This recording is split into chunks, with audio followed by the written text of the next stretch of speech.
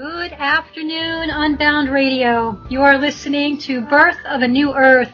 My name is Janice Barcello. I'm going to be your host today for this extremely important show. I have on the line with me Bonnie and John Mitchell, and they are going to be talking about mind control through television, Sigil Magik, serious mnemonic circles going on television programs. Together, Bonnie and John run the awakenvideo.org website. It's an anthology of videos with categories like DNA activation and ascension, reptilians, Masons, the New World Order, alternate energy, sacred geometry, HARP, Project Bluebeam, and television, Sigil Magik, and now they're doing mnemonic mind control. Bonnie and John, welcome.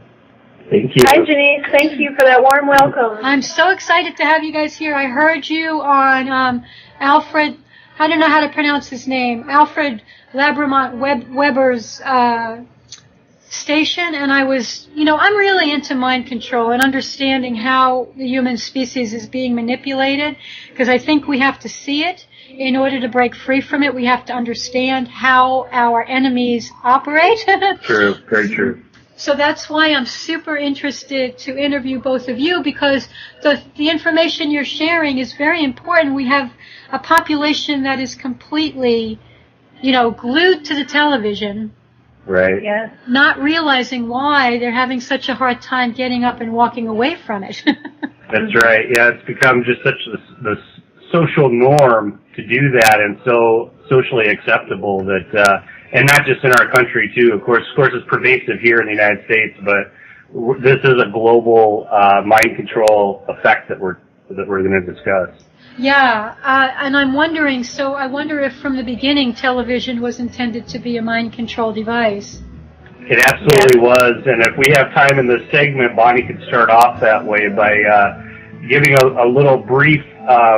A few little snippets of history of the television to make it very clear to your audience that indeed the television always was a mind control device. That was its intention from the very beginning. Okay, we are back here at Birth of a New Earth with John and Bonnie Mitchell, and you guys are just going to talk to us about the origins of the television. Yes. Right. Yay. Okay. So I'll start off by saying that was designed to be a weapon to hypnotize people. In 1925, the mechanical television came out. That was a big box that had a tiny little screen, a tiny little 3-inch square screen that the viewer would sit in front of, and they'd look into this orange flickering glow of the screen. And there was a flicker rate of 18 frames per second. Now, try to imagine your conscious mind actually taking in all of that information, 18 pictures in 1 second. Well, your conscious mind can't do that, so your subconscious mind takes over. And your subconscious mind takes in all of the information. It does not have the ability to look at it rationally or logically. It just takes everything in and saves it. So you get all of this information embedded in your subconscious mind. Now, this flicker rate, what it does, it puts you into a light trance state. Now, nowadays, if you sit down in front of the TV, it takes only 15 to 30 seconds before your brain waves are changing from a normal beta wave state to an alpha wave. And an alpha wave is a light trance state. And the more you watch TV, the deeper you go. You can go into a theta state, and then a delta wave, which is a very, very deep subconscious state of mind. So in 1925, we had this very first TV come out. In 1927, we had the first TV broadcast in the United States, which was broadcast, by the way, the name of the TV station was W3XK. And this broadcast went from Washington, D.C. to New York City. And the main part of the demonstration was a speech by Herbert Hoover, who was the Secretary of Commerce at the time. Well, after this demonstration, it took a little while before TV became popular in the United States. It wasn't really until the 1950s when people were putting televisions into their homes. What happened was, in Nazi Germany, they were also working on the TV, and they were spending a lot of time and effort doing experimentation on the human psyche and human behavior and how to control human behavior. Well, in 1936, in Nazi Germany, they actually showed the Olympics, the 1936 Olympics, to 150,000 Germans at 28 different viewing stations in Berlin. They got to watch the Olympics on a widescreen TV, and I believe it was about 40 inches wide. So that's a pretty huge TV screen for 1936. Well, what happened was these Nazi scientists ended up coming over to the United States through Project Paperclip, and they got top jobs in the underground laboratories, also scientific laboratories that are above ground, and academic institutions. Well, these Nazi scientists just continued their work over here in the United States. Also, I wanted to mention that when William Crookes invented the cathode ray tube, he believed that this cathode ray that was produced was made of electrons, and he believed that these electrons could be controlled by spirits. William Crookes was very into spiritualism and channeling and doing seances and communicating between the worlds. In 1928, Thomas Edison was working on a spirit phone. So these scientists at the time were aware that through the use of technology, they could have spirit communication with their relatives who had died, who had passed on. Now, in 1977, there was a Senate hearing. They wanted to look into what the CIA was up to. Well, the CIA had a project called MK Ultra, and this was all about mind control. They had 144 projects they were working on, and 7 of them were dedicated to hypnosis. And now you can go on the internet and find all kinds of patents through the U.S. Patent Office that talk about different ways to manipulate the human nervous system and control human behavior.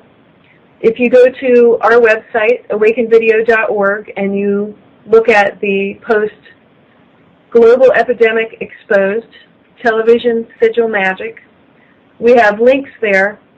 One of the links is for all kinds of patents that you can look at that have to do with the control of human behavior.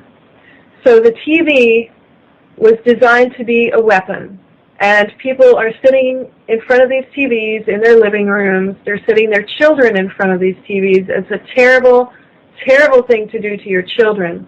It is totally changing their brain waves. It is embedding information into their subconscious minds through the use of imagery, the flicker rate, harmonics. So, I mean, certainly there's a normalization right now of satanic imagery. Excuse me. There's demons all over the television. There's satanic rituals being performed at the Super Bowl, at the Olympics. The opening ceremony at the Olympics was totally a satanic ritual, complete with terrified children in hospital beds. Right, and also the embedded Sigil Magik of Sandy Hook was also at the Olympics too. Tell us about that, would you? Because I didn't see that, and I want to understand it. There's one point in the very center of those children, the children with the hospital beds that you mentioned. In the very center, they make basically it's a sad face of a child with, how you would draw just a happy face, real simple like that. It's a sad face like that with 2 dots for eyes and a frowny mouth and a tear drooping down. and underneath that it says SH, like shh. It actually says gosh. Gosh, that's right. G-O-S-H. That's right. And the S and the H are separated more than the rest of the letters. Yes, I remember seeing that now. Yeah, and so what that gives you is go SH or go Sandy Hook, and it's another form of what they're basically doing. You brought up a great thing about all the satanic rituals and whatnot being performed, but what we're finding is that the imagery on the television of the satanic rituals is only one aspect of it. Having the viewer on the other end receiving this satanic imagery in a unconscious state of mind, in a subconscious state of mind, is actually helping them to produce their Illuminati satanic reality.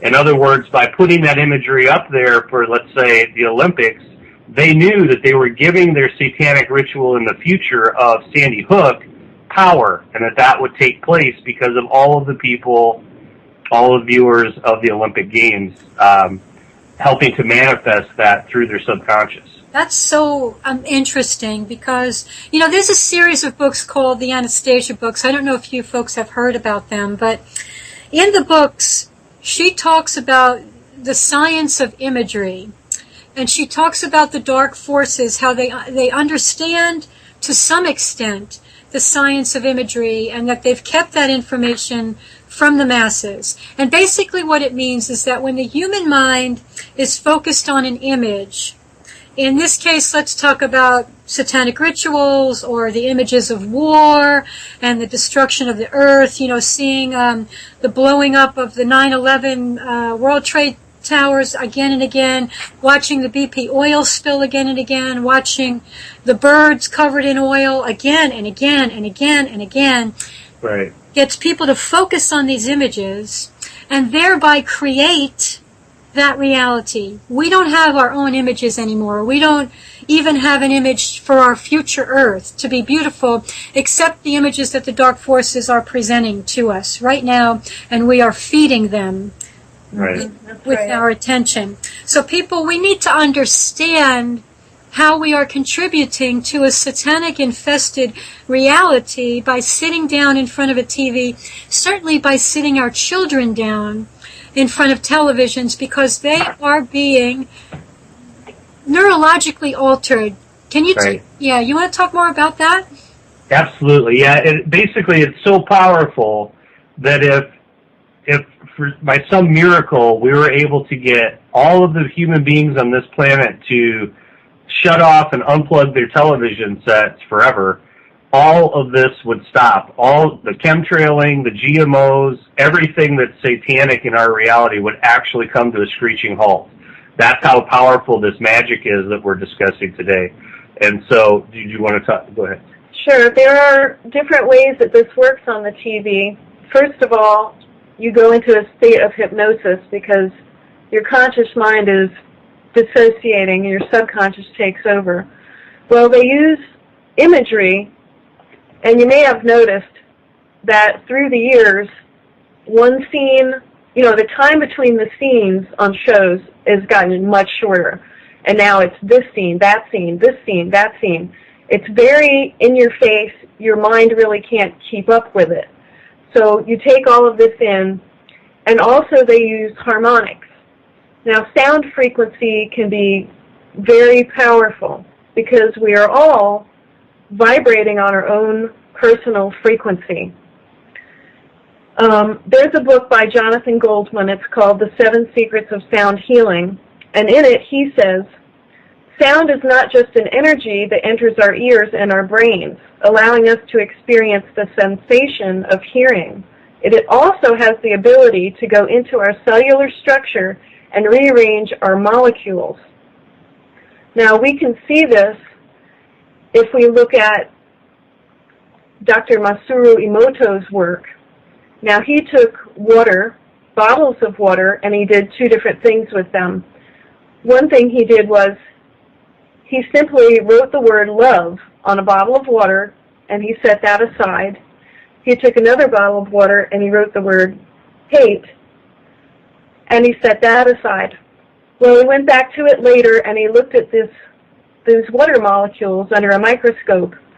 The ones that had been infused with the love energy, they became a beautiful crystal shape, like a snowflake, a beautiful geometric shape.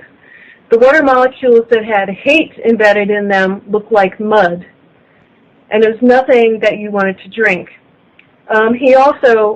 He didn't just use words, he also used intention. So you can also hold a bottle of water and you can put loving thoughts into it, and it actually rearranges the water molecules to be a beautiful geometric shape. So maybe we can skip ahead into this area here. And I want to back up before we skip ahead, because there's a couple of questions I have. One is regarding disassociation. I mean, Bonnie, you said that disassociation means the subconscious mind takes over. And in my understanding, I thought disassociation meant quite literally that the spirit leaves the body and something else can come in. Do you have any information or sense of that? Well, dissociation is when your mind experiences a trauma or some kind of information that's too overwhelming for it, and part of your consciousness steps aside. And basically, this is how the Illuminati mind control works, how MK Ultra mind control works. They create alters within the person. It develops a multiple personality disorder. Now, as far as spirits coming into the body, this can happen when you dissociate if you are subject to Sigil Magik or the embedding of demonic energy into your subconscious mind. Welcome back, everybody. You're here at Birth of a New Earth with Janice Barcelo and Bonnie and John Mitchell talking about mind control, television, Sigil Magik, the dark forces, and so much more. Before we went to the break, I just want to mention to people that I have told them at the station I'm having a problem with my connecting to this website and understanding when the commercials are happening, because the clock is off. It's not working properly, so forgive me. I can't tell when the commercials are coming because my clock at the switchboard is totally off.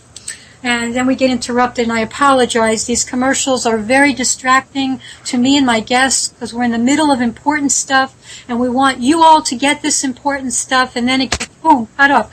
So I don't like the commercials. I'm being honest with you people.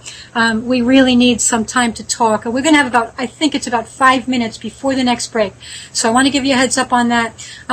John, we were beginning to talk about, you know where we were? Yes. Okay, good. It's really important for people to understand the importance of this in the way that it's affecting them, because basically our entire society has been manipulated to accept not just television mind control, but various forms of mind control and Satanism.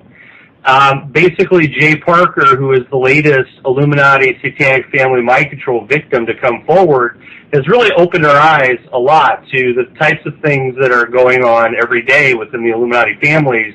And we must understand that it's this same control factor, these Illuminati families, that are behind the television set, and they are basically what's known as a hidden hand in our society. And so, just briefly, what I like to do is point out that the Illuminati families use trauma-based mind control against their own, within their own circles, against their own children and family members, and they use this to turn them basically into robots or slaves so that they will do the bidding of the higher-ups within the Illuminati circles. So they're all Illuminati mind control slaves are just that. They're slaves walking around doing the bidding of the higher-ups within the satanic circles. And what we're finding out is that television itself is a slightly more subtle form of the same trauma-based mind control. Whereas, as you know, a human being comes into this world through your work. You've done a great job of illuminating that for everybody. A human being comes into this world through Western medicine, anyhow, through a satanic ritual where they are drugged, brought into this world in a very abusive way. I won't say all the details there. Your work covers all that really good. But that's their entrance into and they're also dumbed down with, I think it's 22 vaccines now at birth. So they go through all this trauma right out of the chute, so to speak. As soon as they enter this world, they are abused in a satanic ritual. But it doesn't just stop there. What our work is showing is that abuse and satanic rituals continue through the home. And since everybody's not a part of the Illuminati satanic network, their only way to get this done is to be in your home in some way. And they found that way through the television. So everybody has the TV in their house, and everybody is receiving a form of monarch trauma-based mind control. We all know that the babies are set in front of the TV set, in this country especially, and that the television set basically raises the child. Well, that television set, not only through what Bonnie's revealed it here, through her historical works here, is that the device of the television itself puts you into hypnosis, but then the imagery on the TV is the satanic ritual. It is the trauma. So your average child, by the time it grows up and it's an 18-year-old adult, it has seen so much trauma, so much sex, and so much violence through the TV and mass media that individual, even though they're not directly part of the Illuminati satanic network, in a way they are, because they are also dissociated. There's a difference between disassociated and dissociated. They have dissociated violence and sex into another aspect of their mind, and what that does is that turns humans into violent creatures, because Bonnie and I both believe adamantly that human beings, if left to their own devices and not put through all of this satanic mind control, we are loving, caring beings by nature. We are not violent, and even all the wars that have ever taken place on this planet do not point to human beings being naturally violent. We are violent through mind control only, and that's evident through our research here now that, as I said, by the time an 18-year-old, especially the males, are 18 years old, this is why they're all basically robots. They're all ready to go join the military, as I did, so I can speak on this firsthand, and ready to go do whatever their government wants them to do. And of course, we know government is directly a word that means mind control. Welcome back, everybody. You're here at Birth of a New Earth with Janice Barcelo and John and Bonnie Mitchell. I want to just talk a little bit more about disassociation before we move on, and that is to say, in the world of trauma, and especially birth trauma, they talk about the concept of parasympathetic shock, which means when the parasympathetic system has been activated, the body goes on stillness. When there's a severe trauma that the body can't process at that time, for whatever reason, it goes on this stillness program where the eyes glaze over, the heart rate slows down, like all systems just quiet themselves. The same that an animal would freeze in the wild. If it couldn't run or if it couldn't fight, it would freeze. Human beings do the same thing, and they're doing this in infancy, right at birth, through things, after or during things like infant circumcision, where baby boys are being strapped to boards and having the most sensitive part of their penis cut off without anesthesia. And parasympathetic shock occurs, and then the nervous system, having discovered a method by which the body can survive, repeats that process the next time the person is confronted with a threat, because the body now knows what it can do to keep alive, you see, and so that repeats itself, and disassociation or parasympathetic shock can happen again and again and again and again and again throughout that person's life. It becomes a habitual response to threat.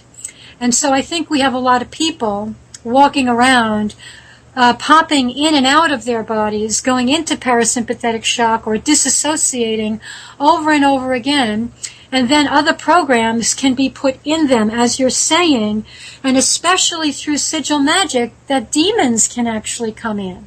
That's right. And, back to the Sandy Hook thing, when you look at the interviews of the parents, now all of the so-called, in air quotes there, parents of these so-called victims of Sandy Hook are all part of this Illuminati satanic family. And in fact, Newtown, Connecticut is a hub for the Church of Satan here in the United States. They're basically like Jay Parker described in his hometown. Newtown, Connecticut is another one of those towns where like 90% of them are practicing Luciferians. Right, exactly. So you'll see, now understand, so all of these so-called parents are MK Ultra, Monarch trauma-based mind control victims themselves. And when you watch them, not only first and most telling is that throughout all of that interview process of all of these so-called parents, not a single one of them shed a tear.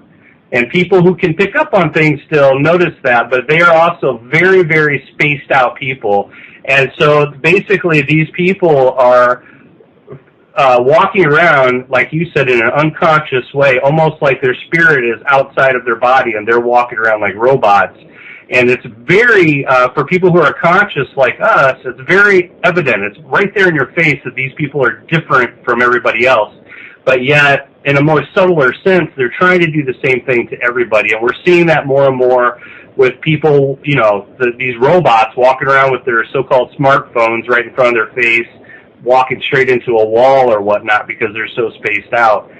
And so, yeah, you're definitely right on that. And dissociation is all about that. It's about bringing the consciousness away from the human and putting them in a trance-slave state of mind.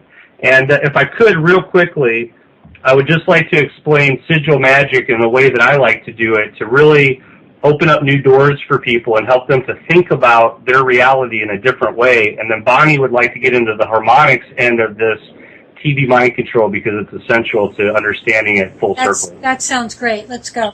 Okay, great.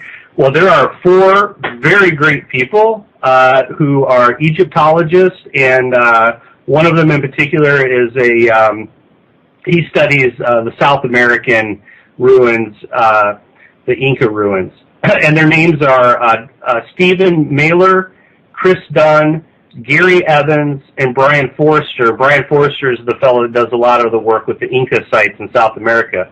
But they have recently come together in an interview and given a piece of information that is vital to understanding the box that humanity has been put in over a very long period of time. And that is this. Their understanding is that the largest monolithic sites, the oldest monolithic sites on the planet have 2 things in common. Not only are they built more precisely than any other buildings that came after them, which is crucial, but they have no hieroglyphs on them, which is to say that the oldest buildings on this earth, whoever built them, they were able to build much better than anything after that, and they had no language because there's no hieroglyphs on these buildings, which is profound. And so we can see the edges of the box, so to speak, because we know now that there was a pre-language period on this earth. And it was also a period of time when things were able to be done better. In other words, the buildings are way more precise than anything that came after that. So that's a crucial bit of information. And also the other thing that I like to point out is that human beings, if you have a language, which every human being on the planet that I'm aware of has language, if you use your own alphabet for your language, you are practicing Sigil Magik. And this is a really great way to illustrate what Sigil Magik is. A sigil is basically any shape or form that an individual can come up with, and you give that form a particular meaning. And that gives it power to do that. Even just one person giving their own unique sigil power gives that sigil power. But if you were to make that sigil acceptable, let's say throughout an entire society, and all the people in that society also think of that sigil the same way and give it the same meaning, now that sigil is extremely powerful. And so I like to, compare the English language to Sigil Magik in that we're given 26 sigils. We call them the alphabet, and we call them, more specifically, we call them letters. Each letter has a specific shape, and it has a specific frequency. In other words, we pronounce the letters. We're all taught to spell in school and taught to pronounce these sigils in a certain way, or pronounce the frequency of the sigils in a particular way. And do these sigils, is magic powerful, let's ask? Is this all just foo-foo, or is it real? Well, like Bonnie suggested before, the work of Matsuro Emoto in Japan proves that sigil magic has not only power, but researchable power, documentable power. And that if you just simply write your sigils on a glass beaker, like write, let's say, the sigil hate, write that on one beaker, and on the other beaker write the sigil love, and you put them in two separate rooms with pure water in each one of them and let them sit there a while, you can go back and freeze the water and look at it under a microscope, and they will repeatedly, in other words, this can be done in experiment after experiment after experiment, and that always has the same result, that the love water has a very crystalline, pure formation under the microscope, and that the hate water looks basically like mud under a microscope. And this proves my point, which is that sigil magic has a lot of power. In fact, Bonnie and I, for years, we got our water, before we had our own filtration system put on, we would go and buy water in those 5-gallon jugs, and we wrote love on those and put hearts on them and good, pure intention, and that actually has, as we know from Dr. Emoto, a physical effect on it. So that's how I like to bring forward sigil magic and explain it to people. It's very identifiable because all human beings on this planet practice very powerful sigil magic every single day. And just as a side note, everybody can go to biogeometry.com and look up Dr. Ibrahim Karim's work.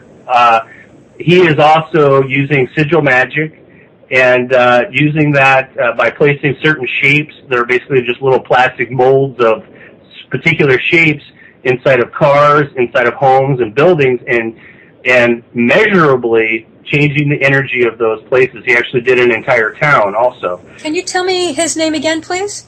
His name is Dr. Ibrahim Karim. That's Ibrahim. Karim is Karim, and his website is biogeometry.com. And I know we don't have very much time this Sunday, so I could go on about the sigil magic, but I'd really like Bonnie to have an opportunity to talk about the harmonics. Okay. We have a whole other hour after this one. So we're not in a hurry. I just want to back up because this concept of spelling, yes, also involves the concept of casting spells. Yes. And that's something you want to say more about that? Absolutely. We've been taught that all of this is normal, that this is what it is, it's all okay, we're just raised this way, we're put into these institutions. You know, it's all right, you go through the satanic ritual being born, and then we're just going to keep ritualizing you, but it's all just normalized, it's all part of society. And by the way, we're going to also program into you that magic is Disney World. Magic is just, a fiction. It's just out there somewhere, and there's nothing real about it. But yet, as Bonnie's pointed out in her research, and actually it's Fritz Springmeier's research, that these Illuminati families are required to read things such as the Lesser Key of Solomon, which is magical reading. So magic, being a reality, is hidden from mainstream society, yet we are all participating in it. And the reason why it's that way is because the Illuminati families want us to participate in dark magic and not realize that there is a much, much more powerful form of magic, which is the magic that Bonnie and I practice, that doesn't require incantations or magic wands or anything outside of yourself. It comes from the ability to have an abundance of love,